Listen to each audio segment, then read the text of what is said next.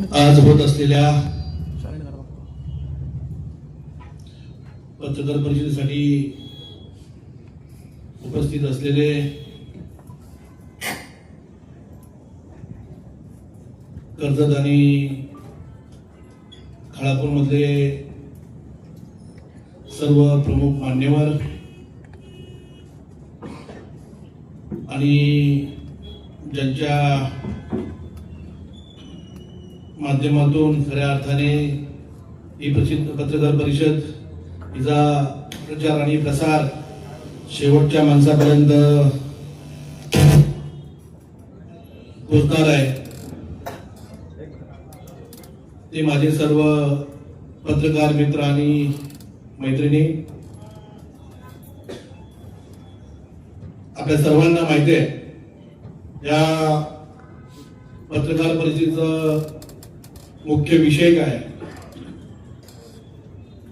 मी सर्वप्रथमच स्पष्ट करेन ही पत्रकार परिषद कुठल्याही राजकीय पक्षाची नसून ही पत्रकार परिषद कर्जत, खालापूर आणि खोपोलीच्या शेवटच्या नागरिकांची आहे. माझ्या तरुण मित्र मैत्रिणींचे आहे. जे तरुण बेरोजगार आहेत त्या बेरोजगारांची आहे. आणि यासाठी खऱ्या अर्थाने याची कर्जत, खालापूर आणि खोपोलीची सर्वसामान्यांची पत्रकार परिषद आज फक्त राष्ट्रवादी कार्यालयामध्ये होते. मी सर्व प्रमुख मान्यवरांचं आणि माझ्या पत्रकार मित्रांचं मनापासून स्वागत करतो. आपल्या सर्वांना माहिती आहे अनेक वर्ष आपल्या खालापूर तालुक्यामध्ये असेल, खोपोलीमध्ये असेल, एमआयडीसीच्या माध्यमातून अनेक कंपनी आणि कारखाने आपल्या मतदारसंघामध्ये आहेत. परंतु जमिनी आपल्या आणि रोजगार मात्र परप्रांतीयांना भेटतोय. आपल्या कर्जत, खालापूर आणि खोपोलीमधल्या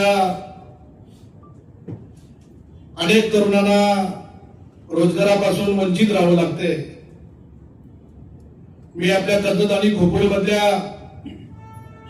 अनेक तरुणांना आपल्या हक्काचा रोजगार असताना, कर्जतमध्ये रोजगार असताना, खोपोलीमध्ये रोजगार असताना आणि खालापूरमध्ये रोजगार असताना त्यांना पुण्याला जावं लागतंय, त्यांना मुंबईला जावं लागतंय, त्यांना नवी मुंबईला जावं लागतंय आणि त्यांना रेल्वेचा, बसचा आणि बाईकचा प्रवास करावा लागतोय.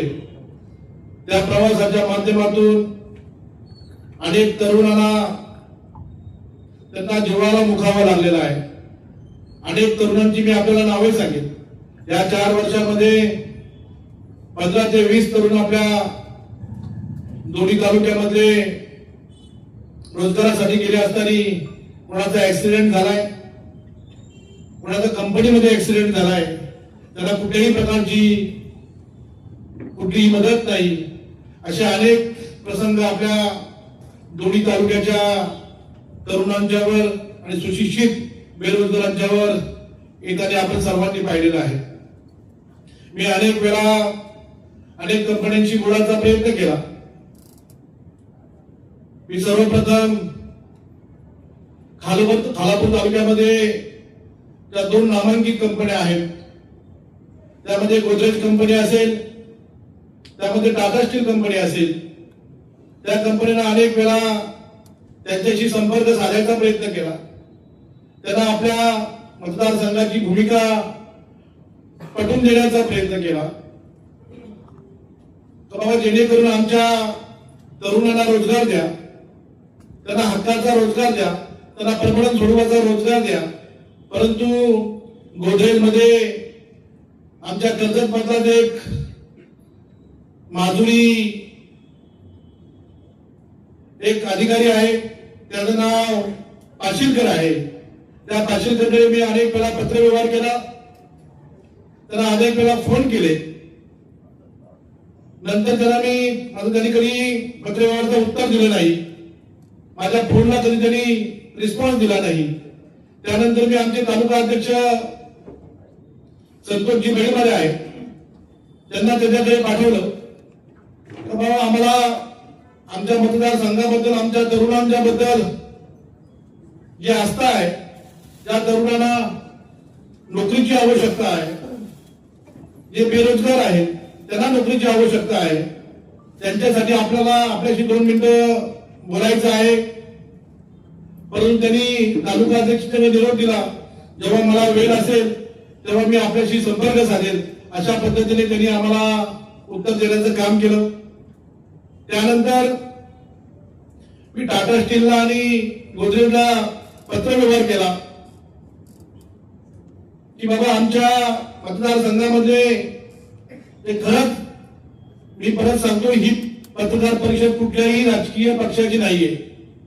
ही पत्रकार परिषद फक्त आणि फक्त कर्जतच्या, खालापूरच्या, खोपोलीच्या आमच्या तरुण बेरोजगारांची आहे, तरुण बेरोजगारांची आहे, याच्यासाठी खऱ्या अर्थाने तरुण तरुणींची आहे, यासाठी खऱ्या अर्थाने ही पत्रकार परिषद घेतोय.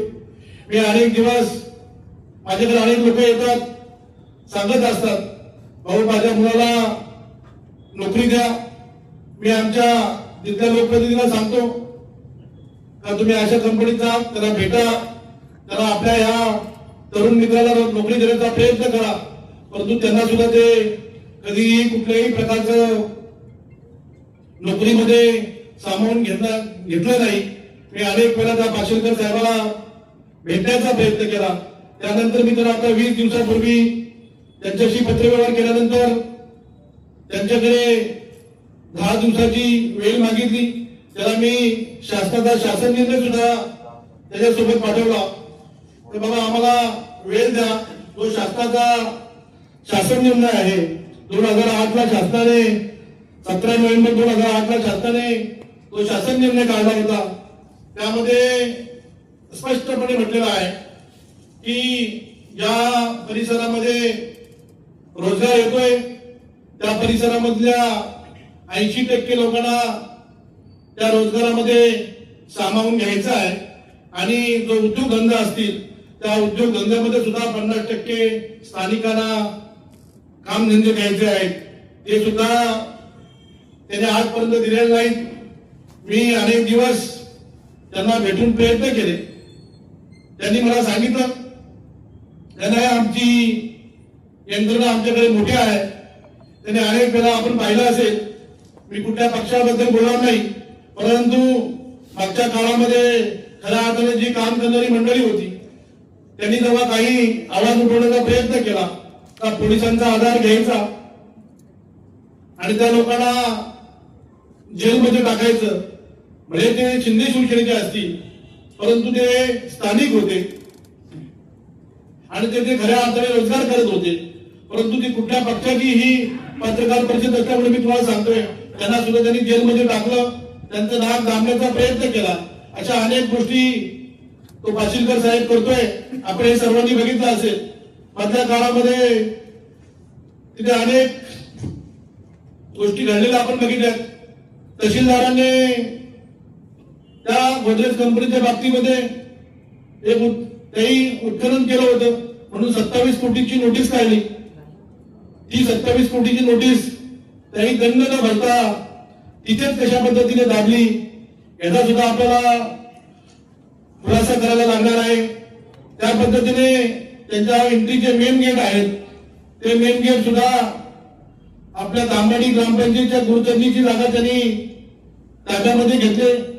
हे सुद्धा आपल्या सर्वांना माहिती आहे. ते कोणाच्या कृपा आशीर्वादाने घेतले हे सुद्धा आपल्याला शोधावं लागणार आहे. त्यानंतर MSRDCचा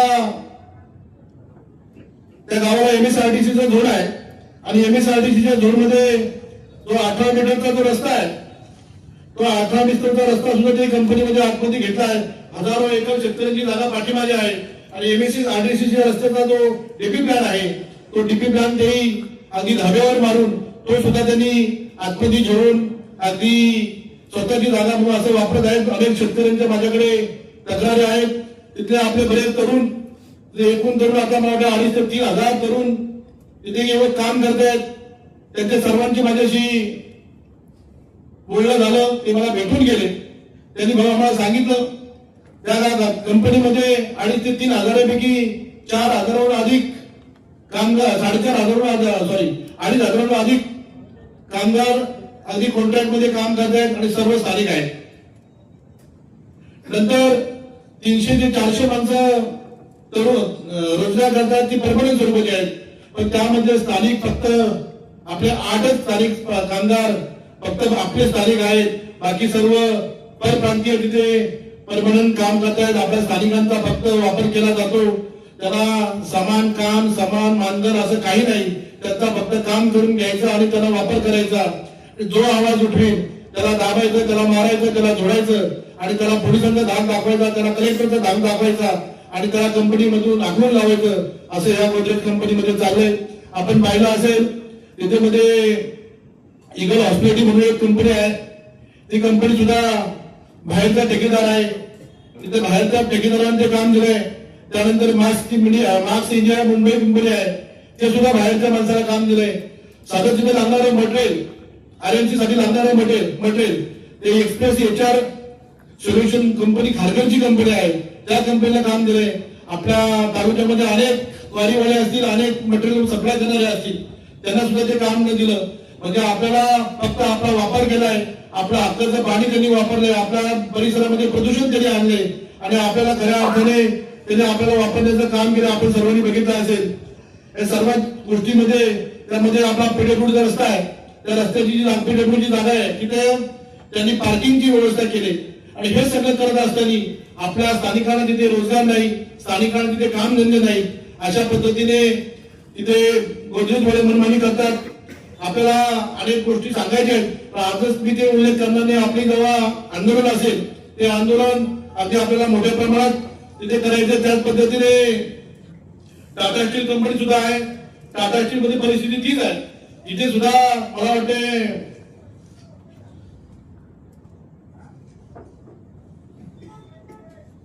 3,000 एम्प्लॉय आहेत.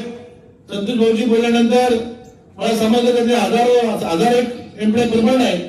त्यामध्ये 200 फक्त आपले स्थानिक परमनंट आहेत, बाकी सगळे बाहेरचे आहेत. अशा पद्धतीने टाटावाल्यांनी सुद्धा तीच परिस्थिती केली. त्या टाटा कंपनीमध्ये सुद्धा 3.5 एकर जागा आपली गुडचांची आतमध्ये घेऊन त्यांनी तिची मालकी तयार केली. त्यांना सुद्धा अशाच पद्धतीने दमदाटी करण्याचं काम करतायत. टाटा कंपनीचं ठेकेदारांची नावं जर तुम्ही ऐकली तर तुम्हाला सुद्धा शॉक बसेल. लक्ष्मी एंटरप्राइजेस म्हणून आहे, त्यांच्याकडे 51 कॉन्ट्रॅक्टची मुलं आहेत. तो त्यांचं मालकाचं नाव आहे लक्ष्मीकांत तिवारी, तो आहे बिहारचा. त्यानंतर अभिषेक झा म्हणून एक कॉन्ट्रॅक्टर आहे, त्याच्याकडे 280 मुलं आहेत, तो आहे UPचा. चंद्रेश्वर यादव एंटरप्राइजेस यांच्याकडे 22 तरुण काम करतात, तो आहे बिहारचा. आरिफ मोहम्मद यांच्याकडे 200 लोक काम करतात, तो आहे आजमगड UPचा. श्रीकृष्ण एंटरप्राइजेस यांच्याकडे 220 कामगार आहेत, तो आहे बिहारचा. निशा एंटरप्राइजेस यांच्याकडे 470 लोक काम करतात, तो आहे UPचा. मंडल एंटरप्राइजेस यांच्याकडे 197 लोक काम करतात, तो आहे बंगालचा. शिवम एंटरप्राइजेस परेश मुद्रे हे आहेत कल्याणचे. ज्योती इलेक्ट्रिकल यांच्याकडे 80 ते आहेत केरळचे. Eagle hospitality services private limited यांच्याकडे 250 लोक आहेत. हे आमचे मोठे नेते आहेत.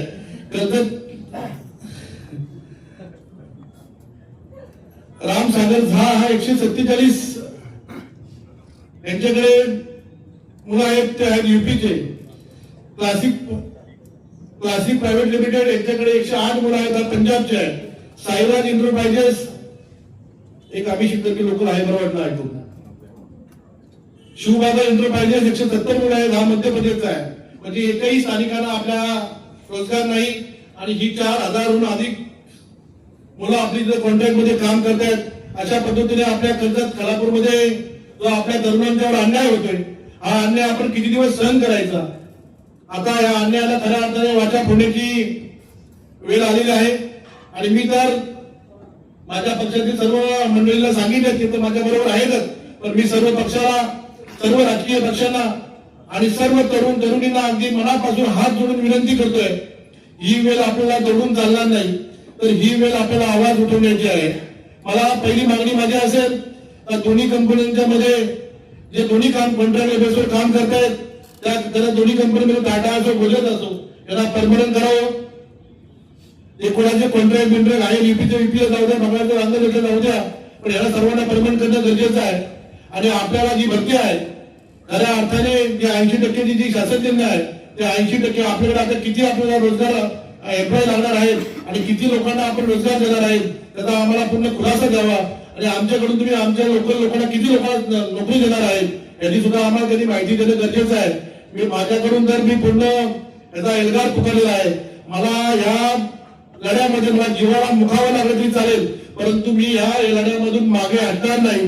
जोपर्यंत आपल्या कर्जत, खालापूरच्या आणि खोपोलीच्या तरुणांना हक्काचा रोजगार मिळत नाही, जोपर्यंत त्यांना परमनंट स्वरूपाचा रोजगार मिळत नाही, तोपर्यंत पहिले टाटा आणि गुजरातच्या या लढ्यामधून मी मागे हटणार नाही. मी आपल्याला सांगतोय, अगदी 26 तारखेलाच राजीव भाऊ आपण ठरले, 26 तारखेला आम्ही दोन्ही तालुक्याची मिटिंग घेतोय. त्या मिटिंग मध्ये सर्वांकडे जबाबदारी देतोय. कर्जत वरून सुद्धा 200 बसेस खालापूरला गेल्या पाहिजेत, ही सुद्धा आम्ही तयारी चांगल्या पद्धतीने करतोय. त्यामध्ये खालापूरचे कार्यकर्ते असतील त्यांची तयारी असेल, खोपोली शहराचे कार्यकर्ते असेल त्यांची तयारी असेल आणि 15 ते 20 हजारांचा हा महामोर्चा टाटा आणि गुजरातच्या दारावर नेऊन आम्ही त्यांची विचारणा करण्यासाठी तिथे पोहोचणार आहेत. आपल्या सर्वांना माहिती आहे, अनेक दिवस या टाटा आणि गुजरात कंपनीने आपल्या लोकांना फक्त त्यांचा शोषण करण्याचं काम केलंय, त्यांचं रक्त पिण्याचं काम केलंय. अनेक विषय आमच्याकडे आहेत, ते विषय आम्ही आता त्यांना सावध करणार नाही, परंतु त्यांना खऱ्या अर्थाने जाब विचारणार आहेत. आणि आम्हाला आमच्या लोकांना न्याय जोपर्यंत देत नाही तोपर्यंत त्यांच्या कंपनीच्या गेटला लॉक लावून त्यांच्या गेटच्या बाहेर आम्ही जाऊन टिया मारणार आहेत. यासाठी आपली सर्वांची मला आवश्यकता लागणार आहे.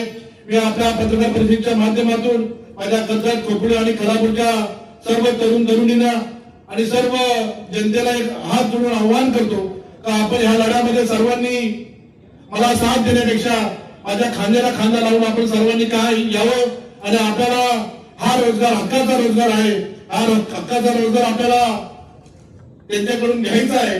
यामध्ये आपल्याला रोजगार देऊन ते काही आपल्यावर उपकार करणार नाही, कारण आपण जर बघितलं तर आमची भूमी, आमचा घाम आणि कर्जत, खालापूर, खोपोली MIDC मध्ये भूमिपुत्रांना पहिलं काम ही आमची एक ब्रीदवाक्य असतात. हे ब्रीदवाक्य घेऊन आम्ही खऱ्या अर्थाने कामाला लागणार आहेत. आपण सगळ्यांनीच यासाठी कर्जत, खालापूरच्या माझ्या तरुण तरुणींनी, सर्व पक्षातील ज्येष्ठांनी, सर्व पक्षातील नेते मंडळींनी या आम्हाला साथ द्यावी अशी आपल्याला या पत्रकार परिषदेच्या माध्यमातून आपल्याला विनंती करतो.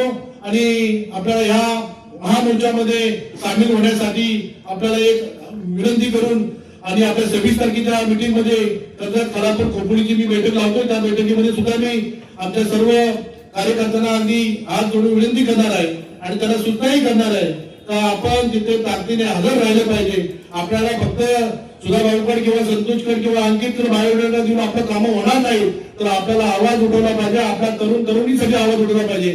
आपल्याला माहिती असेल मधल्या काळामध्ये आपला मुद्र्यामधला एक मुलगा जीवानिशी मुखला, त्यानंतर आपली म्हाडा कॉलनी मधली मुलगी मुंबईला कामाला जात होती, ती रेल्वेमध्ये उतरलं तरी तिचा स्टेशनलाच मृत्यू झाला. अशी किती उदाहरणं तुम्हाला मी सांगेल. त्याला फक्त कारणीभूत गोदरेज कंपनी असेल, टाटा स्टील असेल, यानंतरही काय टाटा स्टील आणि गोदरेजवर आपलं काय काम थांबणार नाही. पुढच्या काळामध्ये कुंभिलवर असणारी मंगलम असेल, हायटेक असेल, युनिस वायर असतील, या अनेक कंपन्या आहेत. तुमची सोनल असेल, अनेक कंपन्या आहेत. या कंपन्या आपल्या लोकांना त्रास देत आहेत, आपल्या लोकांना रोजगार देत नाही. यांना खऱ्या अर्थाने जाब विचारणार आहे. जाब नुसता विचारून चालणार नाही जोपर्यंत आपल्या इथे काम करणारी जे आपले मुलं आहेत त्या मुलांना परमनंट करत नाही आणि आपल्याकडची जे बेरोजगार आहेत त्यांना हक्काचा रोजगार देत नाही तोपर्यंत या लढ्यामधील मी पाठिंबा फिरणार नाही. खऱ्या अर्थाने आपण सर्वांनी मला साथ द्याल असा मी विश्वास व्यक्त करतो आणि आपली सर्वजण आलात त्याबद्दल आपल्या सर्वांचं स्वागत करतो.